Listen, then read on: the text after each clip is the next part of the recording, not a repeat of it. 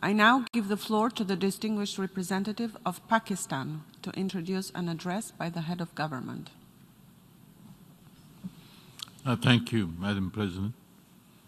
Madam President, I have the honor and privilege to introduce the pre-recorded address of His Excellency Mr. Imran Khan, Prime Minister of the Islamic Republic of Pakistan, to the 75th session of the General Assembly. Mr. President, Secretary General, Excellencies, ladies and gentlemen, I'm honored to address the United Nations General Assembly once again. I congratulate His Excellency Mr. Volkan Bozkır on his election as the President of the 75th session of the General Assembly. We also appreciate the skillful leadership of the outgoing President, His Excellency Tijani Mohammad Bande, especially during the COVID-19 crisis. We commend the leadership of the Secretary General in these extremely turbulent times. Mr. President, since my government assumed office, our consistent effort has been to fundamentally transform Pakistan. We envisage Naya Pakistan to be modeled on the principles of the state of Medina, established by a holy prophet, Muhammad sallallahu alaihi wasallam. A just and humane society where all government policies are directed at lifting our citizens out of poverty and creating a just and equitable dispensation. To achieve this goal, we need to have peace and stability. Thus, our foreign policy aims to have peace with our neighbors and settle disputes through dialogue. Mr. President, the 75th anniversary of the United Nations is an extremely important milestone, as this is the only body in the world that can help us achieve our goals of peace and stability in our neighborhood. This is also time for us to reflect whether, as the United Nations, we have been able to realize the promise we collectively made to our peoples. Today, the foundations of the world order, non-use of or threat of unilateral force, self-determination of peoples, the sovereign equality and territorial integrity of states, non-interference in their internal affairs, international cooperation, all these ideals are being systematically eroded. International agreements are being flouted and set aside. Renewed great power rivalries are leading to a new arms race. Conflicts are proliferating and intensifying.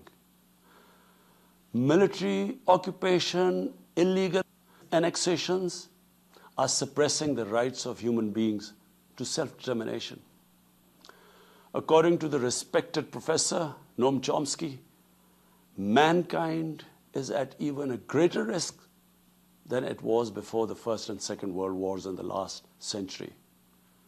And this is because of the threat, increased threat of nuclear war, climate change, and sadly the rise of authoritarian regimes. We must come together to prevent such a catastrophe. We believe that the driving force in international relations must be cooperation in accordance with the principles of international law and not confrontation and force.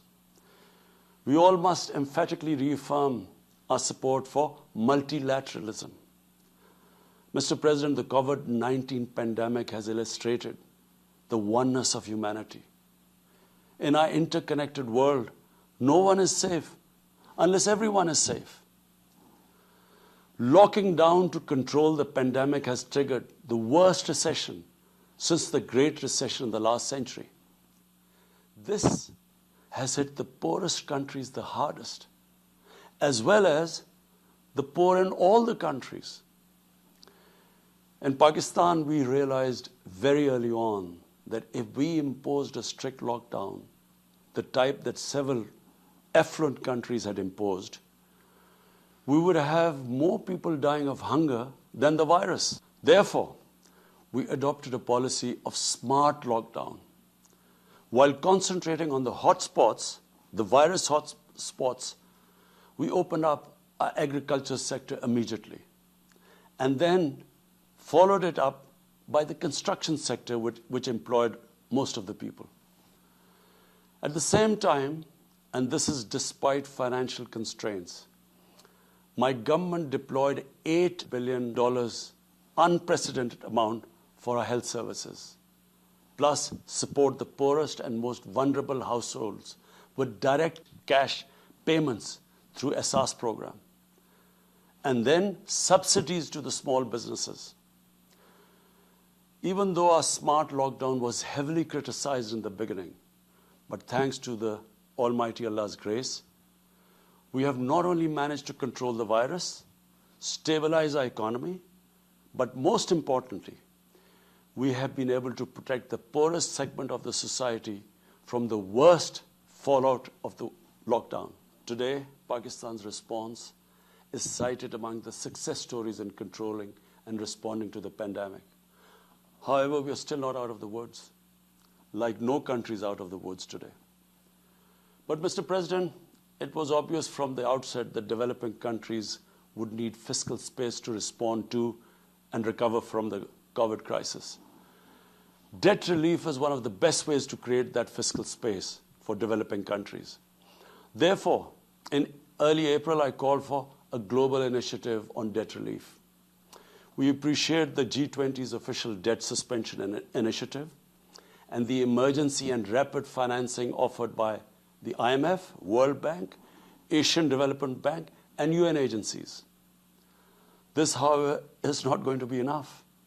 The IMF has estimated that developing countries will need over $2.5 trillion to respond and recover from the crisis.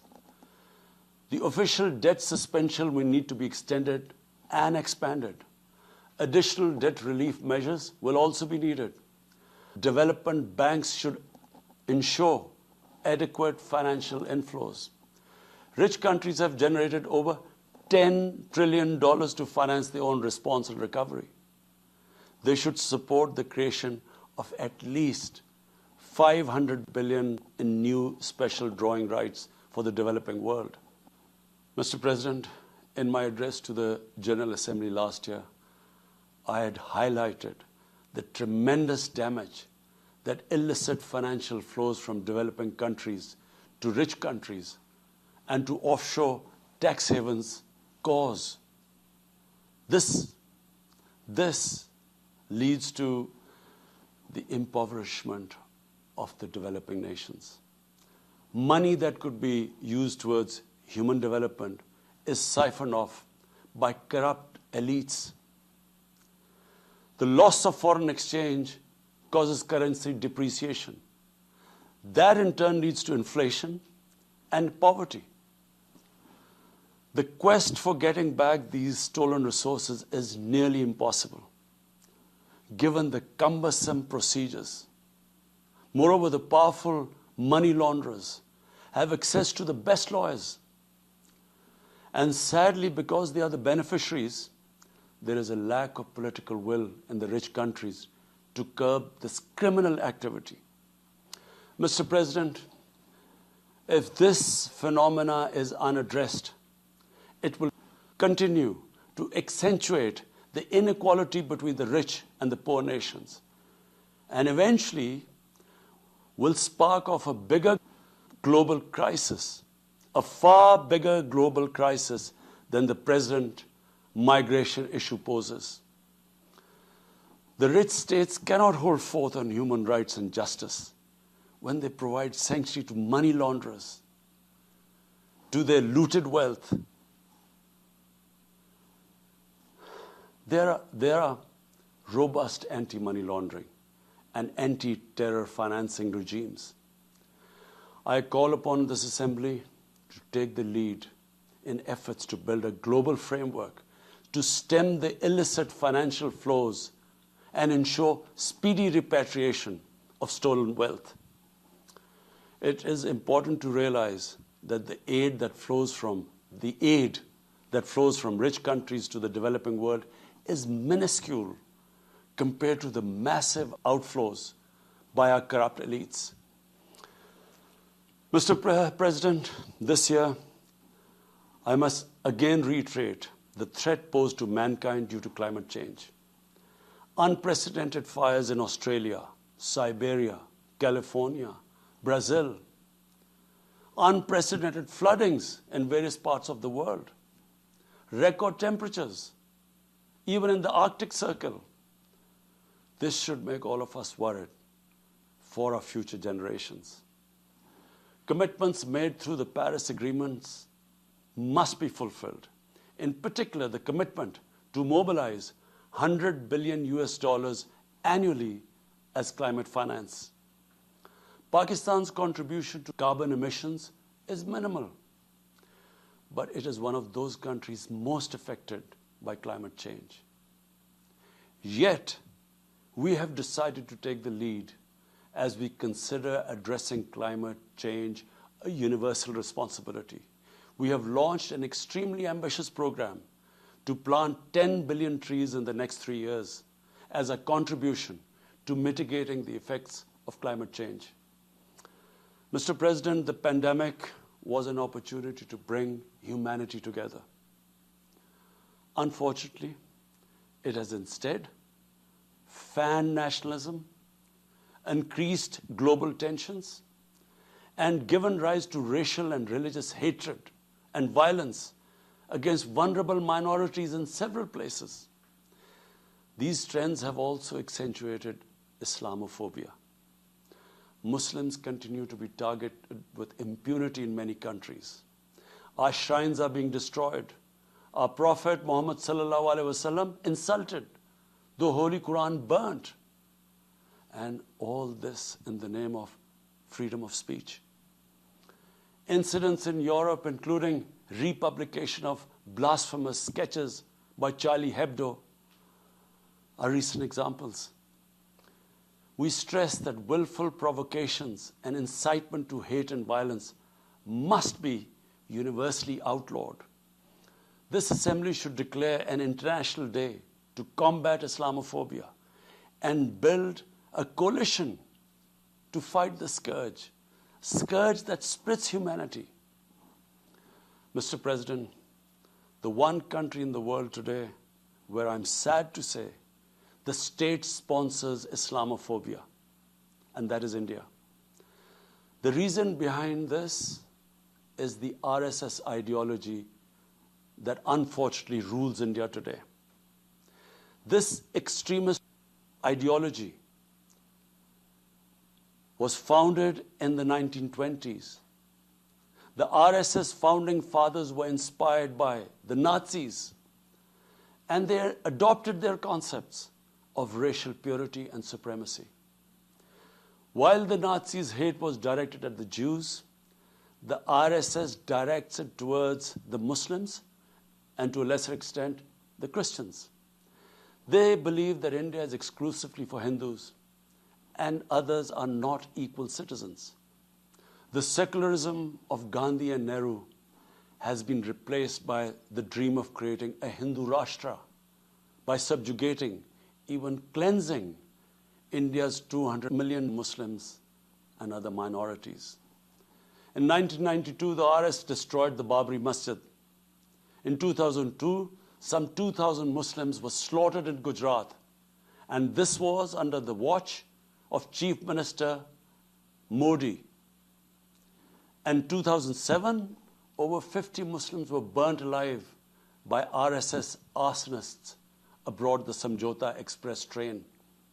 In Assam, around 2 million Muslims face the prospects of being arbitrarily stripped of their nationality through the adoption of discriminatory laws. There are reports of large concentration camps being filled by Muslim Indian citizens. Muslims were falsely blamed, vilified, and victimized for spreading the coronavirus. They were denied medical attention on many occasions. Their businesses were boycotted. Cow vigilantes attack and kill Muslims with impunity. Last February, Muslim faced targeted killings with police complicity in New Delhi. Mass registrations in the past have often been a precursor to genocide. For example, the Nuremberg laws in Germany in 1935, and then in 1982 in Myanmar. The Hindutva ideology is set to marginalize almost 300 million human beings, Muslims, Christians, and Sikhs. This is unprecedented in history, and this does not augur well for the future of India. As we all know, that marginalization of human beings leads to their radicalization. Mr. President, for over 72 years, India has illegally occupied Jammu and Kashmir against the wishes of the Kashmiri people and in blatant violation of the resolutions of the Security Council and indeed its own commitments to the people of Kashmir. On 5th August last year, India illegally and unilaterally sought to change the status of the occupied territories and deployed additional troops, bringing the total number to 900,000, to impose a military siege on 8 million Kashmiris. All Kashmiri political leaders were incarcerated. About 13,000 Kashmiri youth were abducted and thousands tortured. A complete curfew was imposed, accompanied by a total communications blackout. Indian occupation forces have used brute force, including pellet guns against peaceful protesters, imposed collective punishments, including the destruction of entire neighborhoods, and extrajudicially murdered hundreds of innocent young Kashmiris in fake encounters, refusing even to hand over their bodies for burial. The Kashmiri media and those daring to raise their voice are being systematically harassed and intimidated through the use of draconian laws. All of this is well documented in the reports of the United Nations High Commissioner for Human Rights, communications from the Special Rapporteurs of Human Rights Council, statements from human rights and civil society organizations. The international community must investigate these grave violations and prosecute the Indian civil and military personnel involved in state terrorism and serious crimes against humanity being perpetrated, I'm sad to say, with complete impunity. The objective of this brutal campaign is to impose what the RSS-BJP regime has itself called the final solution for Jammu and Kashmir. To this end, the military siege is being followed by moves to change the demographic structure of the occupied territory. This is an attempt to obliterate the distinct Kashmiri identity in order to effect the outcome of a plebiscite envisaged in the UN Security Council resolutions. This action is in violation of the UN Charter, Council resolutions, and international law, particularly the 4th Geneva Convention. Changing demographic structure of occupied territory is a war crime. Mr. President, the brave Kashmiri people will never submit to Indian occupation and oppression. Their struggle is indigenous. They are fighting for a just cause, and generation after generation have laid down their lives to rid themselves of Indian occupation. The government and people of Pakistan are committed to standing by and supporting the Kashmiri brothers and sisters in the legitimate struggle for self-determination. Mr. President, in order to divert attention from its illegal actions and atrocities in Indian-occupied Jammu and Kashmir, India is playing a dangerous game of upping the military ante against Pakistan in a nuclearized environment. Despite constant Indian provocations and ceasefire violations along the line of control and the working boundary, targeting innocent civilians, Pakistan has exercised maximum restraint. We have consistently sensitized the world community about a false flag operation and another ill-conceived misadventure by India.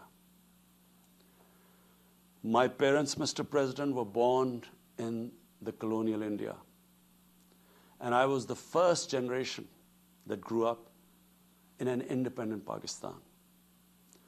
I want to make it clear that any attempt by the fascist, totalitarian, RSS-led Indian government to aggress against Pakistan will be met by a nation that will fight for its freedom to the end. Mr. President, there will be no durable peace and stability in South Asia until the Jammu and Kashmir dispute is resolved on the basis of international legitimacy. Kashmir has been rightly described as a nuclear flashpoint. The Security Council must prevent a disaster conflict and secure the implementation of its own resolutions, as it did in the case of East Timor. The Council has considered the situation in Jammu and Kashmir 3 times in the past year. It must take appropriate enforcement actions.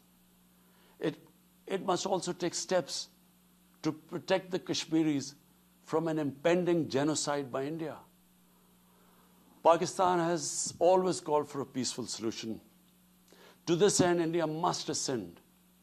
To reach this end, India must rescind the measures it has instituted since 5th August 2019, end its military siege and other gross human rights violations, and agree to resolve the Jammu and Kashmir dispute in accordance with the relevant UN Security Council resolutions, and of course, the wishes of the people of Kashmir. Mr. President, Pakistan's desire for peace in our region is also manifest in our efforts to promote a political solution in Afghanistan. I have consistently maintained over the past 2 decades that there is no military solution to the conflict in Afghanistan. The only way forward was and is a political settlement which involves the full spectrum of Afghanistan's political actors. Pakistan fully facilitated the process that culminated in the US-Taliban peace agreement on 29 February 2020. Pakistan is deeply gratified that it has fulfilled its part of the responsibility. The Afghan leaders must now seize this historic opportunity to achieve reconciliation and restore peace in the war-torn country. Through the intra-Afghan negotiations that commenced on 12th of September, they must work out an inclusive, broad-based, and comprehensive political settlement. The process must be Afghan-led and Afghan-owned, and without any interference or outside influence. Early return of Afghan refugees must be part of this political solution. After almost 2 decades of war, it is imperative not to allow spoilers within and outside Afghanistan to subvert the peace process. Peace and stability in Afghanistan will open new opportunities for development and regional connectivity. Mr. President, Palestine remains a festering wound. A just and lasting settlement is indispensable for the Middle East and actually the world. Illegal annexations of Palestinian territory, the building of illegal settlements, and the imposition of inhuman living conditions on the Palestinian people, especially in Gaza, cannot bring peace to a troubled region. Pakistan continues to support a 2-state solution in line with the UN General Assembly and Security Council resolutions within the international agreed parameters, and they are pre-1967 borders, and Al-Quds, Al-Sharif as the capital of a united contiguous and independent Palestinian state. Mr. President, the United Nations remains the best legitimate avenue for collective action in managing international conflicts, fostering peace and security, promoting equitable development, and addressing global problems. I urge the Secretary General to take the lead in preventing global conflicts. He should convene summit-level meetings to address regional hotspots and resolve outstanding disputes. The United Nations should be made fully responsive to the challenges of our times. A comprehensive reform of the United Nations, including the Security Council, is essential to promote greater democracy, accountability, transparency, and efficiency. Pakistan will continue to participate actively in this process and endeavor with other member states to build a world where conflict is outlawed and equitable prosperity for all pursued in conditions of peace and security. I thank you.